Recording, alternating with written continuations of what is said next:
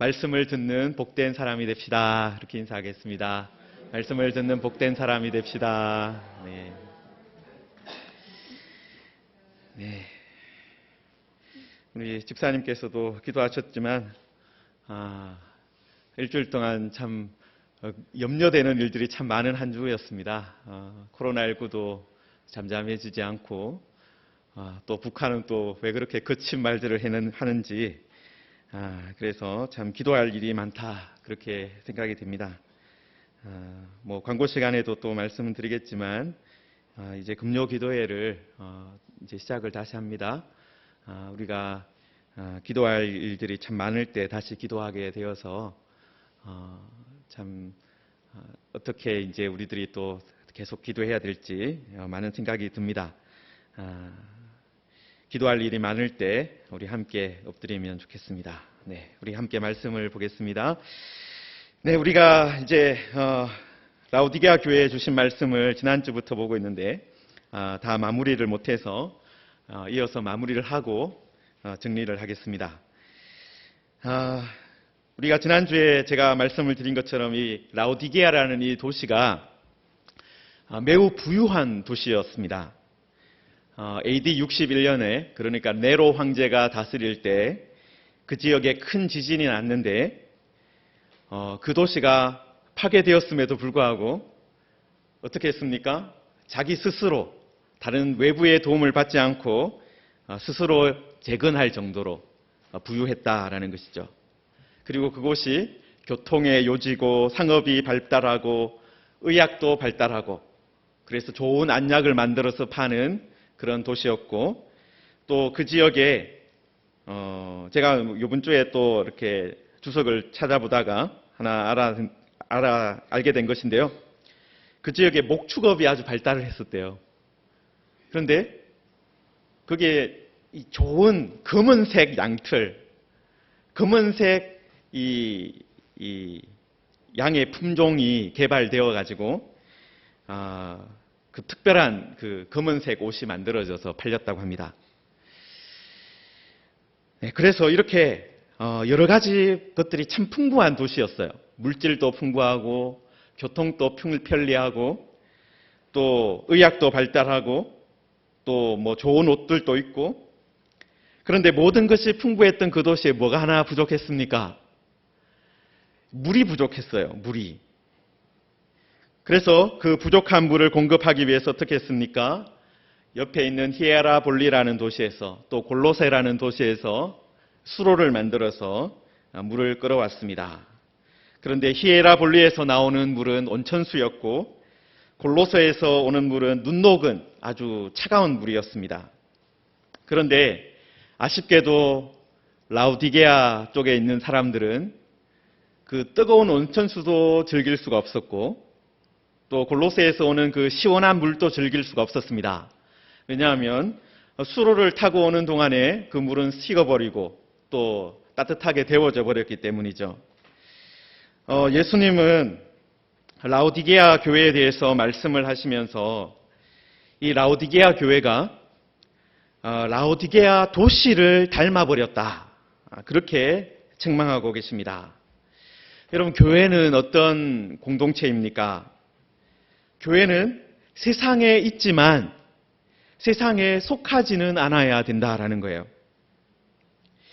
교회가 세상에 완전히 속한 그런 공동체라면 어떻습니까? 세상의 규칙과 세상의 도덕과 세상의 법을 다 따라가야 되는 것이죠. 그런데 교회는 어떤 공동체여야 합니까? 누구에게 속한 공동체입니까? 예수님께 속한 공동체예요. 그러므로 교회가 세상의 규칙과 문화와 도덕과 법만 따라가는 것이 아니라 그것을 다 지키면 된다는 그게 아니라 주님이 왕이신 그 하나님의 나라의 법과 문화와 가치를 지키는 공동체가 되어야 된다. 그래서 세상과는 좀 다른 공동체가 되어야 하는 거예요. 전문적인 용어로 말하면 거룩한 공동체가 되어야 한다는 것입니다. 그런데 라오디게아 교회가 어땠다는 것입니까? 이 라오디게아 도시하고 별 차이가 없었다라는 거예요. 교회는 교회인데 세상과 구별되는 점이 별로 없었다. 그런 모습을 보고 주님께서 너희들이 이 라오디게아에 오는 물처럼 미지근하다. 그렇게 말씀하신 것입니다. 그래서 내 입에서 너를 토하여 버리리라까지 말씀하셨는데 여러분 토한다는 것이 이 아주 강한 거부감을 표현하는 것이잖아요. 입맛에 맞지 않는다고 해서 음식이나 음료를 잘 토해내진 않잖아요, 우리들이. 누가 식사를 준비했는데 좀 맛이 안 좋다고 토해냈다가는 집에서 쫓겨날 수가 있습니다. 그런데 토한다는 것은 어떤 것입니까? 진짜 심각하다는 것이죠.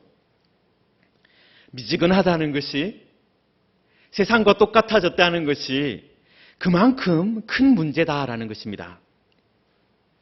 사랑하는 성도 여러분, 우리들은 지금 21세기 대한민국 이 수도권 지역에 살아가고 있습니다. 그래서 우리가 우리 주변에서 일어나는 일들의 영향을 받으면서 살아가죠. 성도라고 해서 코로나19에서 자유로운 분 한 사람도 없습니다. 다 조심해야 되고 마스크를 껴야 되고 그렇죠. 또 성도라고 해서 이 수도권의 비싼 집값에서 자유로운 사람 한 사람도 없습니다. 또 수도권이 얼마나 또 치열합니까? 그 치열한 경쟁 속에서 자유로운 사람 한 사람도 없습니다. 그러나 그렇다고 해서 우리가 세상과 똑같아져도 된다. 그것은 절대로 아니다라는 것입니다. 그런 가운데서도 우리가 세상과 다른 모습으로 살아가야 한다는 것입니다. 요즘 새벽에 출애굽기 말씀을 살펴보고 있는데요. 그런데 출애굽한 이스라엘 백성들도 어떤 공동체를 만들어야 했습니까? 애굽과 다른 공동체를 만들어야 했습니다. 그런데 그 일을 어디에서 시작했습니까? 광야에서 시작했습니다. 나일강이 흐르는 풍요로운 애굽 땅에서도 하기 힘든 그 일을, 그리고 나중에 젖과 꿀이 흐르는 가나안 땅에 가서 이거 해야 된다. 그것이 아니라 애굽 땅에서도 힘들고 가나안 땅에서도 힘들 것 같은 그 일을 어디에서 시작했다고요? 광야에서 시작했다라는 것입니다. 이스라엘 백성들은 시간을 하나님께 드리는 공동체를 만들어야 했습니다. 나그네와 고아와 과부를 존중하는 공동체를 만들어야 했습니다. 이스라엘 사람만 안식하는 것이 아니라 종과 나그네까지도 안식하는 그런 새로운 질서, 새로운 문화를 만들어 가야 했습니다. 그런데 하나님께서 그 새로운 질서를 어디에서 가르치셨다고요? 광야에서 가르치셨다라는 것입니다. 광야에서 이스라엘은 하나님의 나라로, 거룩한 백성으로, 제사장 나라로 살아가는 법을 배워야 했습니다. 여러분, 그런데 그런 광야에서 그런 하나님의 말씀을 듣고 배웠던 그런 이스라엘도 가나안 땅에 들어가서는 어떻게 되었습니까? 가나안 땅에서 그곳의 풍습과 또 이방 신들을 그대로 받아들여서 큰 문제가 되었죠. 요수아와 갈렙과 같은 그런 출애굽 1세대들이 죽자마자, 사라지자마자 그런 일들이 시작되었다라는 것입니다. 그래서 이렇게 거룩한 공동체로, 구별된 공동체로 살아가는 것이 결코 쉬운 일이 아닙니다. 성도 여러분, 하나님의 백성은 세상을 닮지 않고 하나님을 닮아야 합니다. 그런데 하나님을 닮는 것은 어떻다는 거예요? 생각보다 어렵다라는 거예요. 생각보다 어렵다. 그리고 세상을 닮는 것은 어떻습니까? 세상을 닮는 것은 생각보다 쉬워요. 물을 위로 흐르게 하는 것과 아래로 흐르게 하는 것 어느 것이 쉽겠습니까? 물은 가만히 두어도 어떻습니까? 중력 때문에 아래로 흐릅니다. 그런데 그런 물을 위로 흐르게 하려면 어떻게 해야 됩니까? 모터를 가지고 이 펌프로 돌려야 돼요. 펌프를 돌려서 물을 이렇게 방향을 바꿔야 되는 것이죠. 그럼 제가 선교지에 있을 때 선교 본부가 중고등학교와 함께 있었습니다. 학교니까 운동장이 있겠죠. 제법 넓은 운동장이 있었습니다. 그런데 저희들이 살았던 그 지역이 사하라 사막 이 가장자리 지역이라서 매우 건조한 지역이었어요. 그런데 이제 학교 운동장이다 보니까 그래도 나무를 심어야 되잖아요. 그래서 가로수가 아니라 그 학교 운동장을 이제 둘러가면서 나무를 심어 놓았습니다. 뭐 보통 지역 같으면 특별히 물을 주지 않아도 되겠지만 지역이 지역인지라 이제 물을 줘야 되는 것이죠. 그런데 학교 한쪽 끝에 우물이 있었습니다. 우물. 그런데 그 우물을 관리하는 일을 제가 했어요. 선교사로서 이제 가서 제가 가장 먼저 했던 일 중에 하나가 우물을 관리하는 것이었습니다. 이제 아내는 이제 그 선교사로서 이제 그 선교 본부 안에서 뭐 회계 일도 보고 그 다음에 학교 쪽에도 일도 보고 그렇게 했지만 저는 이제 운동장으로 쫓겨나가서 운동장 관리하는 일을 좀 시작했었는데요. 여러분 그 문제가 뭐냐면은 이제 펌프가 있기는 있는데 고장이 자주 난다는 거예요.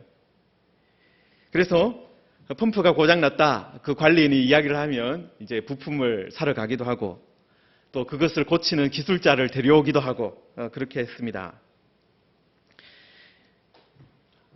이 물의 방향을 바꾸는 일을 하기 위해서 선교사 한 사람이 그 일을 계속 붙어서 했던 거예요.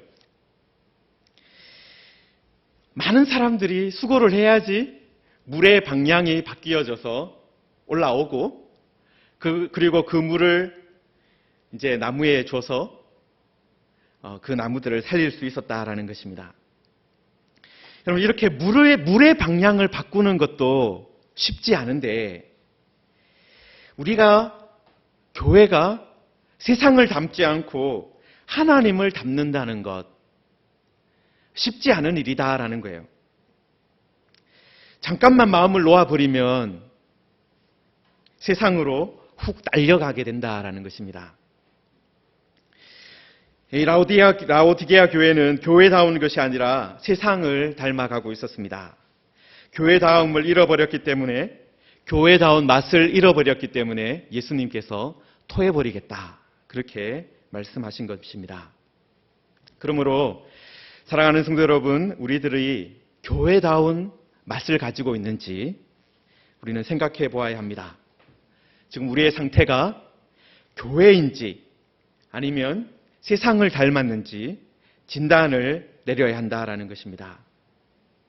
만약에 우리가 교회답지 않다면 우리는 매우 위태한 상황 가운데 놓여 있는 것이고 그리고 심지어는 교회의 머리이신 주님께서 그러한 상태를 계속해서 보시면 어떻게 말씀하신다는 거예요?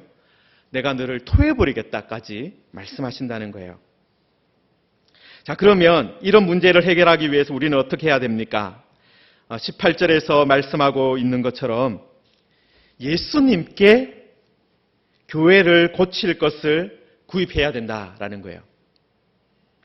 예수님께 사지 않으면, 예수님으로부터 오지 않으면 교회는 고쳐질 수 없다라는 거예요.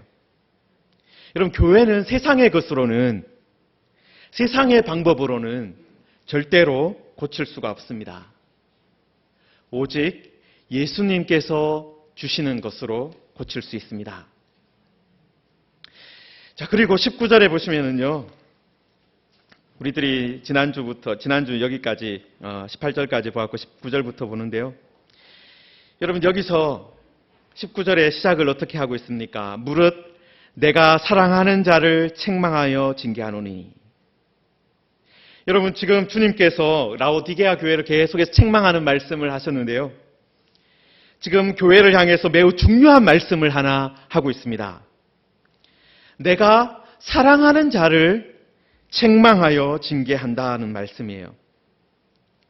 여러분, 주님께서 라오디게아 교회를 미워해서 이런 말씀을 하는 것이 아니다라는 것입니다. 만약 주님이 라오디게아 교회가 꼴도 보기 싫다, 그렇다면 아예 말씀을 하지 않으시면 그 교회는 끝이 납니다. 주님의 말씀이 없는 교회, 주님이 찾아오지 않는 교회, 주님이 자신의 것을 주시지 않는, 팔아주시지 않는 그런 교회는 소망이 없는 것이죠. 그런데 지금 주님께서 라오디게아 교회에 말씀하신다는 것이 어떤 의미입니까? 내가 지금 연단한 금을 가지고 왔다. 내가 흰 옷을 가지고 왔다. 내가 지금 안약을 가지고 왔다. 그 말을 하시는 것이 어떤 의미겠습니까? 내가 너희들을 사랑한다라는 말씀이에요. 라오디게아 교회를 주님께서 다른 6교회만큼 사랑하신다는 것입니다. 너무나도 부족하고 문제가 많이 있지만 그들도 예수 그리스도의 이름으로 인해서 예수 그리스도를 믿음으로 말미암아 구원받았기 때문입니다.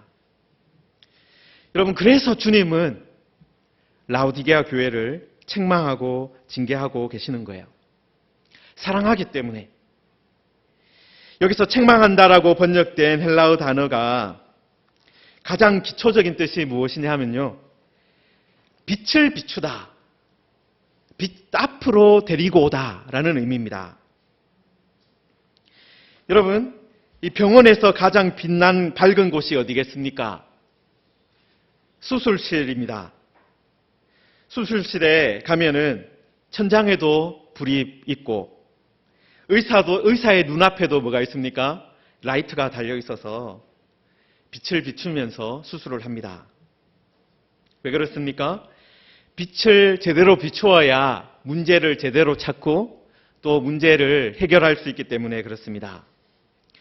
예수님께서 지금 라오디게아 교회 앞에 빛을 비추시는 이유, 그 이유가 뭐라는 것입니까? 부끄럽지만 그 모든 문제를 들추어내신 이유가 뭐라는 거예요? 빛을 비추시면서 고치시기 위해서라는 거예요. 여러분, 이 책망한다는 것이 그냥 단순하게 야단을 친다는 것이 아니라 빛을 비춘다라는 의미라는 것을 기억하시기 바랍니다. 하나님께서 우리가 우리의 잘못을 드러내시고 우리의 문제점을 드러내실 때는 그것을 어떻게 하시기 위해서라는 거예요? 수술하시기 위한 거라는 거예요. 고치시기 위한 거라는 거예요. 여러분, 그리고 이 징계한다라는 헬라어 단어가 파이디오라는 단어인데요. 여러분, 파이디온이라는 말은 자주 들어보셨죠? 한 번씩 들어보셨죠? 파이디온.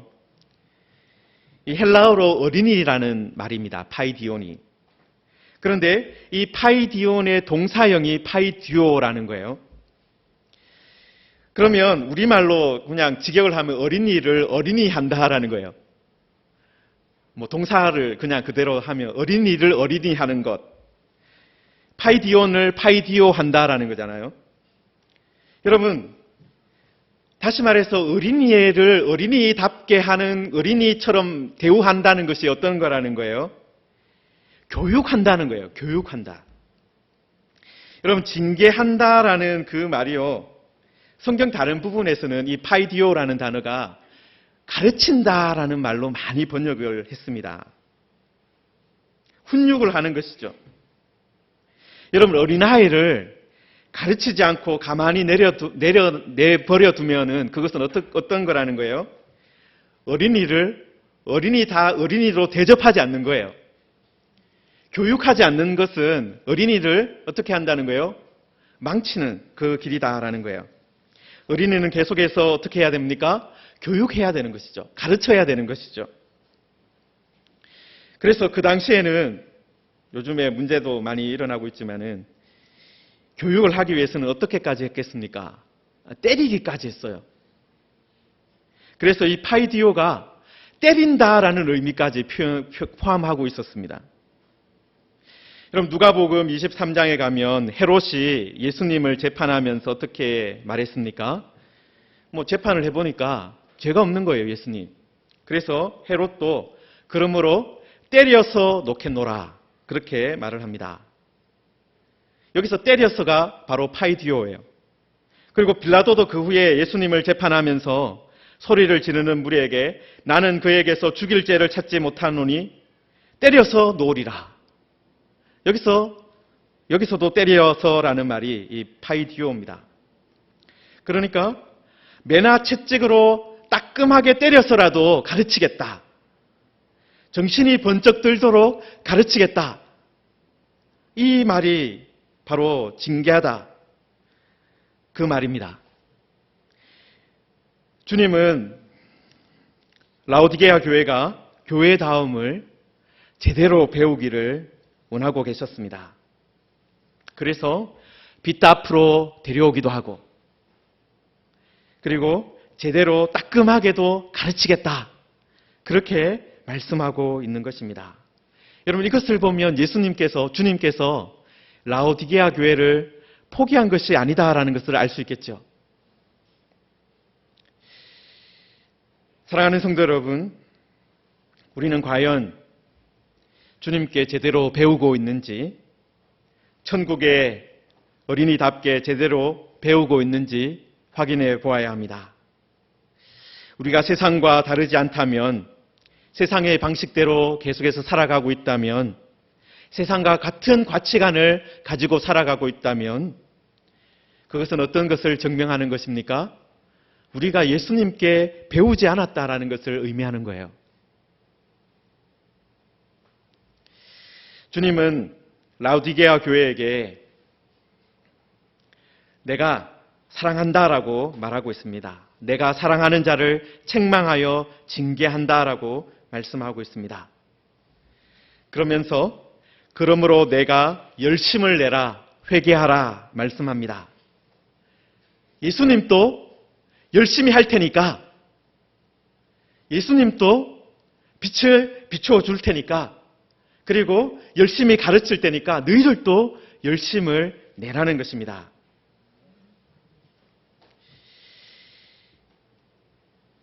여러분, 프로야구 좋아하시는 분들은 요즘에 가장 핫한 이슈가 무엇입니까? 하나 이글스라는 팀이 있어요. 그런데 그 팀이 지금 18연패를 했습니다. 연달아서 18번을 졌다는 거예요. 오늘 잘못하면 19연패하고 새로운 기록이 만들어질 수도 있어요. 여러분, 그래서 그 18연패를 하면서 어떤 일이 벌어졌겠습니까? 감독이 바뀌었어요. 그리고 감독이 누구로 바뀌었냐면 2군 감독이, 1군이 있고 2군이 있는데 2군 감독이 1군으로 올라오고, 그리고 그렇게 하면서 2군 선수들을 많이 데리고 왔어요. 자기가 가르쳤던 애들 데리고 올라왔다라는 것입니다. 여러분 지금 이 하나 이글스 같은 경우에도 어떻게 하겠어요? 어떻게 하든지 그런 충격적인 변화를 줘서라도 한 번이라도 이겨보겠다 노력을 하고 있는 거예요. 저도 어제 하나 이글스 경기하는 것을 잠깐 보았었는데요. 이제 조금 눈빛이 바뀌었더라고요. 선수 중에 한 명이 정신을 차리고 가장 고참 선수가 열심히 뛰는 것을 봤습니다. 감독만 열심히 한다고 팀이 바뀌지 않죠. 누가 열심히 따라줘야 됩니까? 선수들도 열심을 내어야 승리할 수 있게 되는 겁니다. 결국은. 여러분, 예수님께서, 교회의 주인이신 예수님께서 사랑한다라고 말하면서 내가 너희들을 고치기 위해서 최선을 다하겠다 지금 말씀을 하셨는데, 거기에서 예수님 하는 거 알아서 하십시오. 우리는 우리들 때까지 했던 대로 그대로 하겠습니다. 그러면 교회는 변하지 않습니다. 교회도 어떻게 해야 되는 거예요? 열심을 내어서 변화되어야 되는 거죠. 열심을 내고 회개해야 되는 것이죠. 그렇게 할 때 승리할 수 있게 되는 것입니다. 승리하는 공동체로 변화될 수 있는 것입니다. 여러분, 배울 때 설렁설렁 배우고 그냥 대충대충 하면 현장에서 힘들게 일하게 됩니다. 훈련소에서 늘 하는 말이 있는데요. 훈련소에서 땀을 적게 흘리면 전쟁터에서 어떻게 한다는 거예요? 피를 많이 흘린다. 지금 주님께서 가르쳐 주시겠다고 할 때 배우면 피를 적게 흘리게 됩니다. 그때 정신을 차리고 회개해야 된다는 거예요. 책망하고 징계하실 때 땀 흘려 배워야 합니다. 교회답게 사는 것, 성도답게 사는 법을 배워야 한다라는 것입니다. 다 안다고? 예전에 다 배웠어. 그렇게 말씀하지 마시고 다시 시작하면 된다라는 것입니다. 여러분, 라오디게아 교회도 다른 6교회들이 아는 것 모르지 않았을 것입니다. 다 알고 있었을 거예요. 그들에게도 복음서가 있었습니다. 그들에게도 바울의 편지들이 있었을 것이고 그들에게도 요한의 편지들이 있었을 것입니다. 그리고 그들에게도 구약 성경이 있었을 거예요. 그러나 한 번 읽었다고 해서, 한 번 들었다고 해서 그 말씀대로 살 수 있느냐? 그것은 그렇지 않습니다. 열심을 내어야 가능합니다. 열심을 내어야 그 말씀대로 살아갈 수 있습니다. 우리가 그냥 가만히 있어도 말씀이 그냥 그대로 내 삶에서 이루어질 것이다. 그것은 큰 착각이다라는 거예요. 열심을 내지 않으면 말씀은 절대로 우리 삶 안에서 이루어지지 않습니다. 그리고 라오디게아 교회가 예수님의 사람답게, 예수님의 제자답게 살아가기 위해서는 주님의 말씀을 배우고 또 주님의 말씀 안에서 자라가야 했던 것입니다.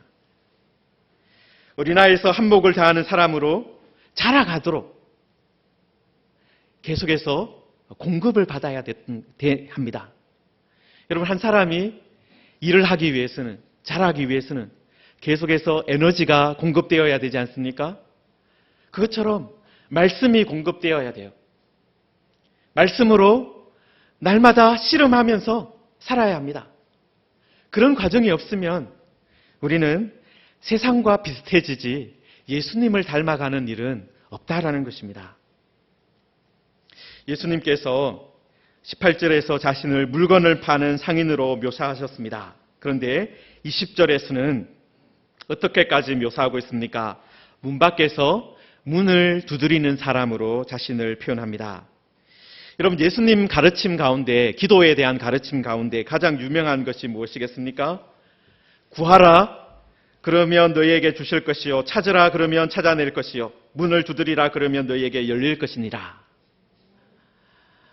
예수님께서 누가복음에서 주님 주기도를 가르쳐 주신 후에 이 말씀을 하셨는데요. 기도하는 것을 그냥 자연스럽게 놔두면 너희들 다 하니까 그 주님 가르쳐 주신 기도만 딱 가르쳐 주시고 끝내신 것이 아니에요. 구체적으로 어떻게 하라는 거예요? 구하고 찾고 두드려야 된다. 그렇게 말씀하셨습니다. 여러분, 그런데 구하고 찾고 두드리는 것 누가 하는 일이에요? 답답한 사람이 하는 일이죠. 갑자기 찾아온 친구에게 떡을 먹이기 위해서 떡이 있는 친구에게 찾아가서 문을 두드렸습니다. 답답한 사람이, 없는 사람이 문을 두드리는 거예요. 그런데 지금 예수님께서 자신을 어떻게까지 묘사하고 계시는 거예요? 문을 두드리는 분으로 묘사하고 있습니다. 여러분, 사실 답답한 사람은 누구예요? 답답한 상태에 있는 것은 누굽니까? 라오디게아 교회가 사실은 답답한 상태에 있는 거예요. 그런데 예수님께서 그런 모습을 보시고 더 답답해 하시는 거예요. 그래서 어떻게 하든지 정신을 차리게 하기 위해서 직접 찾아오셔서 문까지 두드리고 계시다 말씀하고 있는 것입니다. 여러분, 우리가 교회답지 않으면 가장 답답해 하시는 분이 예수님이십니다. 가장 안타까워 하시는 분이 예수님이십니다. 그래서 찾아와서 문까지 두드리겠다 말씀하고 있습니다. 책망으로 가득 차 있지만 예수님은 라오디게아 교회를 사랑하고 계십니다. 그래서 내 음성을 듣고 문을 열면 내가 그에게로 들어가 그와 더불어 먹고 그는 나와 더불어 먹으리라 말씀하셨습니다. 여러분, 가장 가까운 관계가 어떤 관계입니까? 같이 먹고 마시는 사이 아니겠습니까? 코로나19 시대에도 가족끼리는 같이 먹고 마시잖아요. 예수님은 라오디게아 교회에게 가족처럼 같이 식탁 교제를 하겠다, 그런 은혜 주시겠다 약속하셨습니다. 그리고 21절에는 어떻게까지 말씀하십니까? 내 보좌에 함께 앉게 하겠다. 여러분, 예수님의 보좌에 앉는다는 것은 예수님과 함께 다스린다라는 그런 의미겠죠. 예수님과 함께 요한계시록에서는 심판하는 일들이 나오는데 예수님과 함께 심판하는 일도 같이 한다, 그런 의미입니다. 여러분, 그런데 어린이가 아무것도 모르는 어린이가 왕노릇을 할 수 있겠습니까? 예수님과 함께 다스릴 수 있겠습니까? 배워야, 하나님의 뜻을 알아야 다스릴 수 있는 것입니다. 여러분, 예수님의 책망과 징계를 제대로 받아들이고 그것을 통해서 제대로 배울 때, 제대로 변화될 때 바로 이 사명을 감당하게 되는 것입니다. 이기는 자가 되고 예수님의 보좌에 앉게 됩니다. 예수님께서 십자가의 사명을 감당하시고 아버지의 보좌에 앉으셨습니다. 여러분, 우리들도 구원받은 후에 이 땅에서 교회답게 그리고 성도답게 살아가면 바로 이런 은혜, 주님의 가족이 되는 은혜, 복, 그리고 주님과 함께 왕노릇하는 그런 복을 받게 되는 것입니다. 지금까지 한 4개월 동안 제가 전하는 요한계시록의 말씀을 들어주시고 또 함께 기도해 주시고 하셔서 감사를 드립니다. 여러분, 이제 3장까지 우리의 말씀을 들었지만 나머지는 언젠가는 또 살펴볼 기회가 있을 것입니다. 그런데 이제 이 말씀을 정리하면서 제가 여러분에게 드리고 싶은 말씀이 있습니다. 여러분, 7 교회들에게 주신 말씀을 어떻게 해야 되겠습니까? 이거는 옛날에 2000년 전에 이 터키 지역에 있었던 교회들에게 주신 말씀입니다. 그것으로 거치면 아무 소용이 없다라는 것입니다. 우리들도 어떻게 해야 되는 거예요? 우리들이 이 말씀을 들으면서 이 말씀이 우리들을 책망하고 징계하시는, 우리들을 고치셔서 교회답게 만들려고 하시는 주님의 음성이다라고 받아들일 때, 우리들이 열심을 낼 때, 우리들이 회개할 때 바로 이런 변화된 사람들에게 주시는 놀라운 복을 함께 누리게 되는 것입니다. 7 교회가 우리를 비추는 빛이 되어야 합니다. 7 교회가 우리들의 선생님이 되어야 된다라는 거예요. 그래서 만약에 우리가 다 합니다, 다 해봤습니다, 지금 이대로가 괜찮습니다, 그냥 우리는 이대로 있겠습니다, 그렇게 되면 지난 4개월의 시간이 아무 소용이 없어지는 것입니다. 그러나 우리가 주님의 말씀으로 오늘 또 우리는 배우고 있습니다. 오늘 또 우리는 배웠습니다. 오늘 또 우리는 고칠 것입니다. 오늘 또 우리는 회개할 것입니다. 오늘 또 우리는 교회답게 되기 위해서 주님의 눈앞에서 주님 앞에서 바른 교회가 되기 위해서 오늘 또 우리는 배우겠습니다. 그 마음을 가지시면 우리 교회는 복된 교회가 될 것입니다. 주님과 함께 먹고 마시는 교회가 될 것입니다. 주님과 함께 보좌에 앉아서 다스리는 교회가 될 것입니다. 그런 은혜를 함께 누리게 되기를 주님의 이름으로 축원합니다.